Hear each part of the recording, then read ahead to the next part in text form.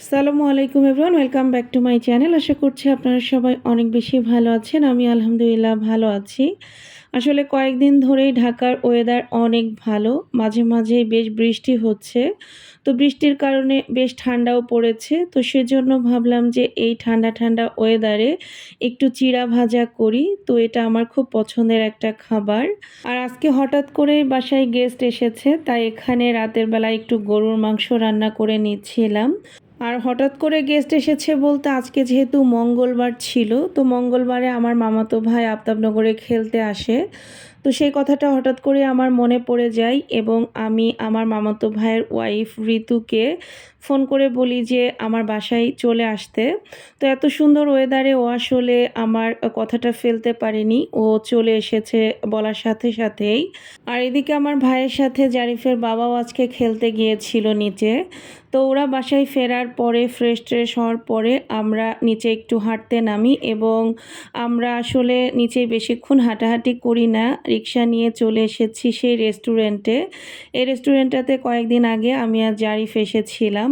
আর এখন আসলে যেহেতু বেশ রাত হয়ে গিয়েছিল আর বাসায় আসলে আমি ওদের জন্য রান্না করেছি, তো সেজন্য খুব বেশি কিছু অর্ডার করিনি, জাস্ট একটা নাচোস অর্ডার করেছিলাম এবং এই রেস্টুরেন্টের নাচোসটা অনেক মজা। এর আগেও আমরা খেয়েছি, অনেক ভালো লাগে এবং বেনজিরও ঋতু অনেক বেশি পছন্দ করেছে। তো খাওয়া দাওয়া শেষ করে এখন আমরা অবশ্য হাঁটতে হাঁটতেই বাসার দিকে যাচ্ছিলাম। যদিও রাতের বেলা আমার ভিডিওতে দেখতে অনেক বেশি অন্ধকার মনে হচ্ছে, তবে বাস্তবে আসলে এত বেশি অন্ধকার না।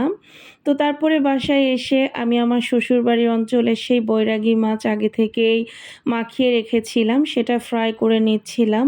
আর সাথে গরুর মাংস তো আগেই রান্না করে রেখে গিয়েছিলাম, তো সেটাও আবারও একটু গরম করে নিচ্ছিলাম। আর এর সাথে একটু পটলও ভাজি করে নিয়েছিলাম। আর এদিকে যেহেতু হঠাৎ করেই প্ল্যান হয়েছে, তাই আসলে খুব বেশি কিছু রান্না করতে পারিনি, তবে প্রত্যেকটা খাবারই ঋতুরা অনেক বেশি পছন্দ করেছে। আর এখানে একটু সালাদও কেটে নিয়েছিলাম। তো এখন খাবারগুলো আমি অলরেডি টেবিলে দিয়ে দিয়েছি। তো গরম গরম আমি প্রত্যেকটা খাবার টেবিলে সার্ভ করে নিয়েছি। এখন আসলে আমরা সবাই মিলে খেতে বসে যাব। আর এটা হচ্ছে গিয়ে তারপরের দিন সকালবেলা ঘুম থেকে ওঠার আগেই জারিফের বাবা আর বেনজির ওরা অফিসে চলে গেছে। আর ঋতু আসলে বাসায় ছিল, তবে ঋতু নাস্তা করে বের হয়ে যায়।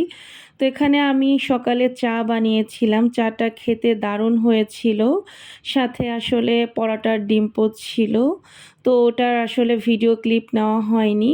আর এদিকে ঋতুকে বিদায় দিয়ে বেলকনিতে আসতেই দেখি যে আমার অ্যারোমেটিক জুঁয়ে খুব সুন্দর ফুল ফুটেছে।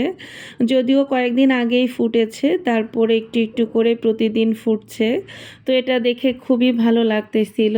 আর এদিকে নিচে তাকাতেই দেখি যে ঋতু আবার বাসার দিকে ব্যাক আসতেছে। তো আমি আসলে উপর থেকে ওকে জিজ্ঞাসা করছিলাম যে কোনো সমস্যা হয়েছে কিনা, তো ও বলতেছে যে চার্জার রেখে চলে আসছে আপু।